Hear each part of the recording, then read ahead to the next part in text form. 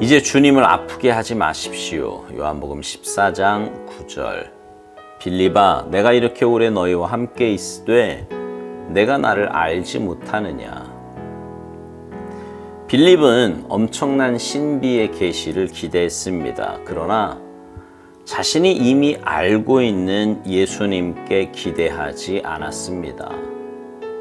주님께서는 계속적으로 너무 복잡한 우리로 인해 놀라십니다.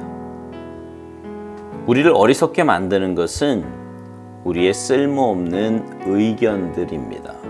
단순할 때 우리는 어리석지 않게 되고 항상 분별할 수 있게 됩니다. 하나님의 신비는 미래에 발생할 일들 가운데 있지 않고 지금 있습니다. 우리는 하나님의 신비를 나중에 어떤 격변적인 사건에서 찾으려고 합니다. 그러나 하나님의 신비는 주님께 있습니다. 우리는 주님을 순종하는데 꺼리는 마음은 없습니다. 그러나 이러한 질문을 할 때 우리는 주님을 아프게 하는 것입니다. 주님, 우리에게 아버지를 보여주세요. 이때 주님은 당장 대답하십니다. 여기 그분이 있다. 다른 곳이 아닌 바로 이곳에 내가 찾는 그분이 있다. 주의 자녀들은 하나님께 자신을 보여달라고 부탁할 때가 많습니다. 그러나 하나님은 주의 자녀들에게 이미 그들 안에서 자신을 보여주셨습니다. 다른 사람들은 이 현상을 봅니다. 그러나 정작 하나님의 자녀는 이를 보지 못합니다. 우리는 하나님을 의식할 수 있기를 원합니다. 만일 하나님께 우리가 하나님을 체험하게 해달라거나 하나님에 대한 의식적인 경험이 우리 인생 속에 있게 해달라고 부탁한다면 이는 하나님을 아프게 하는 것입니다. 그러한 질문은 하나님의 자녀들의 질문일 수 없기 때문입니다. 너희는 마음에 근심하지 말라. 요한복음 14장 1절. 내 마음이 근심하도록 내버려 두는 것은 예수님을 아프게 한다는 말입니다. 주님의 성품을 믿는다면 정말 그 믿음에 따라 살고 있습니까? 내 마음을 흔들어 놓는 것들을 용납하고 있는 것은 아닙니까? 쓸모없는 병적인 질문들이 내 마음 속에 들어오는 것을 방치하는 것은 아닙니까? 우리는 모든 일들이 그분께로부터 오는 것으로 받아들일 만큼 주님과 깊은 관계를 맺어야 합니다. 하나님은 나중이 아니라 항상 지금 인도하십니다. 주님이 지금 이곳에 우리와 함께 계신다는 사실을 잊지 마십시오. 그러면 당장 자유함을 누리게 될 것입니다.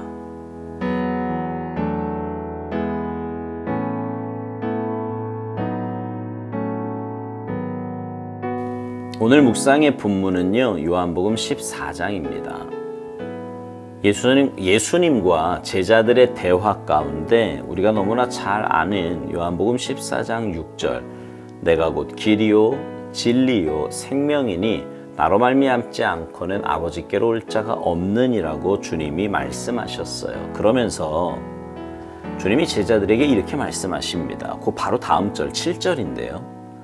너희가 나를 알았더라면 내 아버지도 알았으리로다.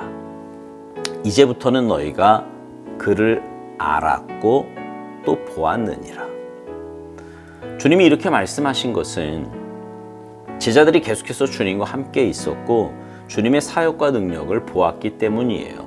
근데 그 주님의 말씀이 마치자 빌립이 분명히 주님이 좀 전에 너희가 나를 계속 보는 건 이제 주님을 아버지를 본 거고 아버지를 안 거다 이렇게 얘기했는데도 빌립이 아버지를 보여달라고 그러면 족하겠다고 이렇게 말합니다. 오살드 목사님의 표현대로요, 빌립은 뭔가 엄청난 신비를 기대했던 것 같아요. 자신과 함께 있었던 주님께는 기대하지 않고 말입니다. 제가 늘 드리는 말씀 가운데 하나는 진리는 단순하다는 거예요. 근데 우리는 늘 복잡하게 생각합니다. 신앙생활에서도 그래요. 그러나 여러분, 하나님에 대해 그리고 신앙생활에 대해 복잡하게 생각할 거 하나 없습니다. 자꾸만 복잡해지는 이유는 내 경험, 내 생각, 내 고집, 내 감정 이런 게 들어가기 때문입니다. 그냥 하나님의 말씀을 하나님의 말씀으로 믿으면 돼요. 지금도 살아 역사하시는 하나님이시기에 지금 이 시간 내 삶에서 역사하실 하나님을 기대하면 됩니다. 하나님의 자녀인 우리는 주님을 우리 안에 모시고 살지요. 사실 우리가 매일매일 믿음으로 살 수 있는 것도, 또 상황에 따라 올바른 판단을 할 수 있는 것도, 또 내게 주어진 여러 가지 일들을 잘 감당할 수 있는 것도 전적인 주님의 은혜입니다. 모든 것을 주님이 하셨습니다 라고 고백할 수밖에 없는 이유가 바로 여기에 있어요. 그리고 사실 이것은 주님을 믿는 사람이라면 다른 사람의 삶에서 역사하시는 하나님을 보게 되고 알게 됩니다. 문제는 정작 본인은 모른다는 거지요. 그래서 제자들이 아버지를 보여달라고 요청하는 것처럼 우리도 그런 요청을 하곤 합니다. 뭔가 신비로운 체험을 하고 싶다는 거예요. 그러나 여러분, 주님을 내 안에 모시고 사는 것 자체가 신비입니다. 그렇지 않습니까? 죄인된 우리가 구원받은 것도 놀라운 은혜인데 보혜사 성령님이 내 안에 들어와 계신다니요. 이것처럼 놀라운 일이 어디 있습니까? 근데 내 안에 계신 성령님은 외면한 채 뭔가 다른 체험을 원한다면 내 안에 계신 성령님은 굉장히 서운하시고 굉장히 마음 아파하실 거예요. 오살드 목사님은 그러한 질문은 하나님의 자녀들의 질문일 수 없다고 말합니다.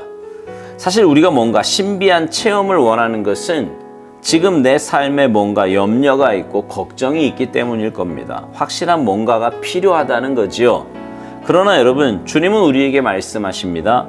너희는 마음에 근심하지 말라. 하나님을 믿으니 또 나를 믿으라. 우리가 근심하면 주님은 아파하십니다. 우리의 불신앙이 주님의 마음을 아프게 한다 이 말이에요. 우리가 정말 주님을 믿는다면 근심할 이유가 없지요. 자꾸 뭔가 신비로운 체험을 요구할 이유도 없습니다. 내 생각을 어지럽히고 복잡해지는 마음을 용납할 이유도 없습니다. 우리는 그저 모든 일의 주인 되신 주님을 인정하고 주님과의 관계에 집중하면 됩니다. 하나님은 늘 우리와 함께 하십니다. 앞으로만 그렇게 하실 것이 아니라 지금까지도 그렇게 해오셨고 지금도 그렇게 하고 계십니다. 물론 앞으로도 그러실 거고요. 사랑하는 성도 여러분, 주님은 지금 이곳에 우리와 함께 하십니다. 그 주님으로 인해 우리는 사는 거예요.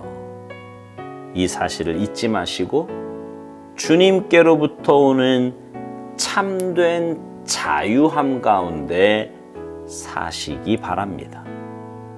그래서 어떤 상황에서도 우리의 믿음이 흔들리거나 주님의 마음을 아프게 하는 것이 아니라 온전한 믿음의 삶을 통해 주님의 마음을 시원하게 해드리고 주님의 기쁨이 되는 아름답고 복된 삶이 되시기를 주님의 이름으로 축복합니다. 아멘.